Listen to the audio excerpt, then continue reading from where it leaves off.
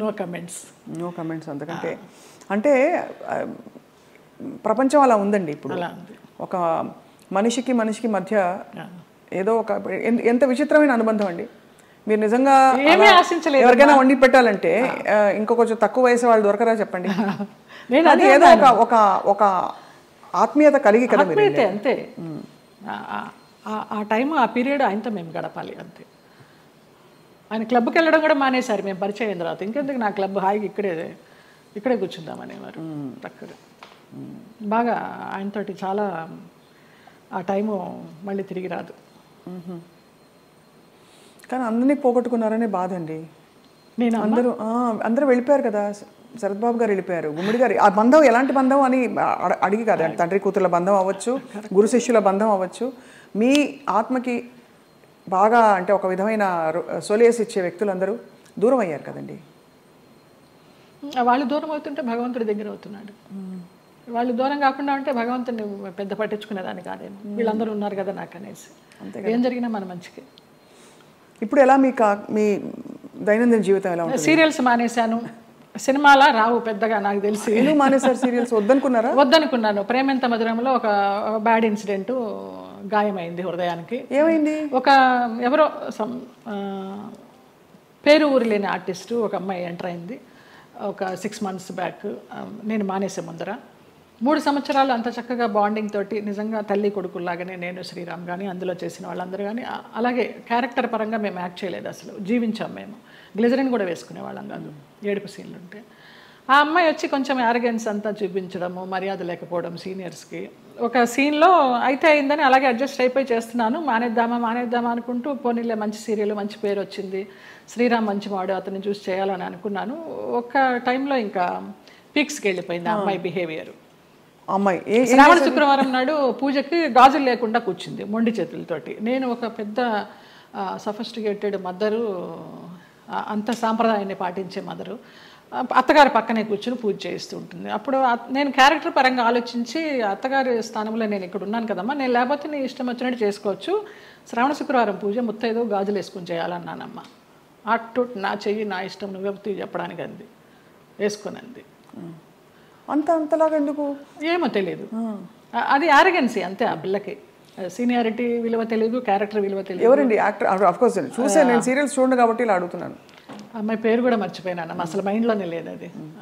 చేస్తూ తర్వాత అమ్మాయి September 3 జరిగింది ఇది లాస్ట్ ఇయర్. అక్కడి నుంచి శ్రీరామ్ బయటే ఉన్నాడు. నాన్న ఇలాగ జరిగింది, నాకు చేయబుద్ధి కావడలేదన్నాను. నీ ఇష్టం అమ్మ, నీకు ఇష్టం లేకపోతే మానే అన్నాడు. కారు ఇచ్చాడు, ఎక్కాను, వచ్చేసాను అంతే. అక్కడ బహుశా మీ ప్రయాణం అయిపోయిందేమో అంతే.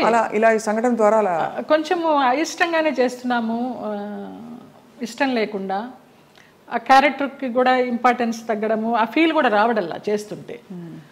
డైరెక్టర్ గారితో అనేదాన్ని, ఇంతకు ముందర ఫీల్తో చేసేవాళ్ళమండి, ఇప్పుడు రావడం లేదనేసి. డైరెక్టర్ మారిపోయాడు వెంకట్ అని, అతను చాలా ఇష్టము, చాలా మంచి టెక్నీషియన్. ఆ యూనిట్ నుంచి బయటకు వచ్చారు, వేరే యూనిట్ ఎవరైనా ఆఫర్ చేస్తే ఎందుకు చేయకూడదు? వద్దనిపించిందమ్మా, ఇంకా అసలు నాకు సీరియల్స్ వద్దు. అంటే నేను ఆ గంగిరెద్దులాగా అలంకరించుకోవడము, రోజుకి అన్ని డ్రెస్ చేంజ్లు, పొద్దు నుంచి నైట్ వరకు టైం లేకుండా. 12 hours అండి కాల్ షీట్.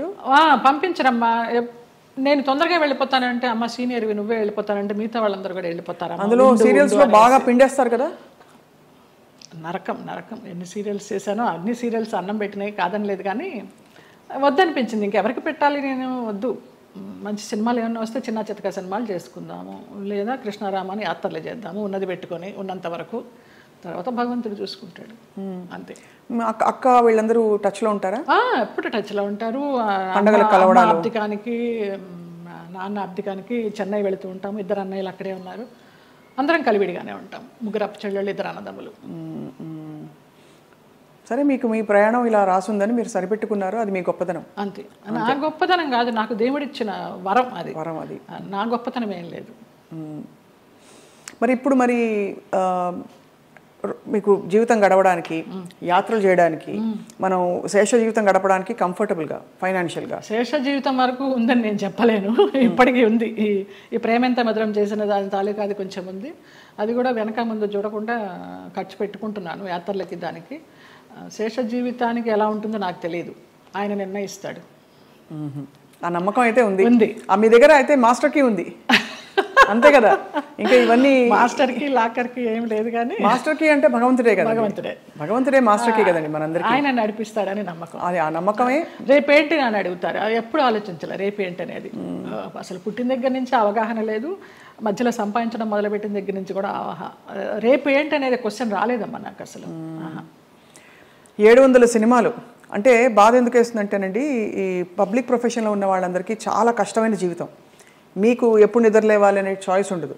వాళ్ళు చెప్పిన టైంకి మీరు హాజరవ్వాలి. వాళ్ళు మీకు నచ్చినా నచ్చకపోయినా, చలున్నా ఎండున్నా వాళ్ళు వేసుకోమన్న బట్టలు వేసుకోవాలి. అలా 700 జీవితాలు మీ మొత్తం ధారపోసి వెచ్చించి మహా నటులే చరిత్రలో అలా ఉండిపోయి మెల్లిగా ఫేడ్ అవుట్ అయిపోతారు విత్ టైం. ఈ నట జీవితం మీకు నేర్పిన విషయం ఏంటండి? ఫేమ్ ఉంటేనే ఏదైనా జనాల్లో ఏదైనా, లేకపోతే ఉందా లేదా అనేది కూడా వాళ్ళకి తెలియదు. ఎందుకంటే పెద్ద పెద్ద నటులు కూడా చాలా కష్టాలు పడ్డారు. మీకు ఉన్న సంపద మీరు అన్నట్టుగా ఆధ్యాత్మికంగా మీరు మలుచుకుని ఒక గౌరవంతో ఆత్మాభిమానంతో కొనసాగిస్తున్నారు జయలలిత గారు. చాలా మనసుకి ముచ్చటగా ఎంత ఇన్స్పైరింగ్గా ఉందో చెప్పలేని మాటలు. మీకు చిన్న కోరిక ఉంది మాకు. చెప్పండి. మీరు ఒక చిన్న డాన్స్ చేస్తా.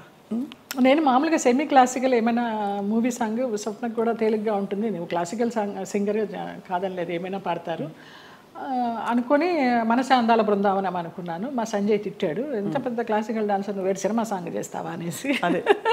అందుకని ఏ సాంగ్ చేయాలి? భామనే సత్యభామనే ఏమైనా ఒక 4-5 లైన్లు అనగలరా? ఆ 2 లైన్లే మళ్ళీ మళ్ళీ తిప్పి అనమంటే అంట.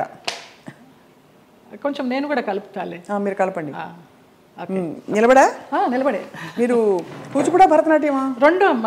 కూచిపూడి చింతా రాధాకృష్ణమూర్తి గారు, భరతనాట్యం జోసులు సీతారామ శాస్త్రి గారు విజయవాడ నుంచి వచ్చేవారు. కాకుండా తంజావూరు నుంచి గిరిజా నటరాజ్ అని ఒక వైఫ్ అండ్ హస్బెండ్ వచ్చి చెప్పేవారు భరతనాట్యం.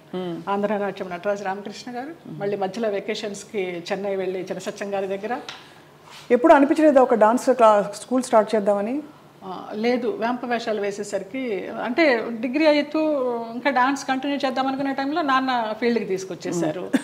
ఇంకా ఈ వేంప వేషాలు వేసినప్పుడు నన్ను అలాగే చూస్తారేమో, పేరెంట్స్ పిల్లల్ని పంపించడానికి భయపడతారేమో, ఇప్పుడు సినిమా సాంగ్స్ నేర్పుతుందా లేకపోతే క్లాసికల్ సాంగ్స్ నేర్పుతుందా అని ఏదన్నా అని నాకు నేనే డౌట్ పెట్టుకొని దాన్ని సమారంభించేసా.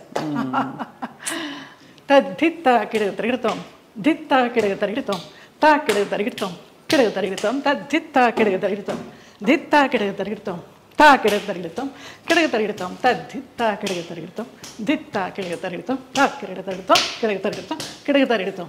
భామనే సత్యభామనే, సత్యభామనే, సత్యభామనే, సత్యారి ముద్దుల వయ్యారి ముద్దుల సత్యభామనే, సత్యభామనే,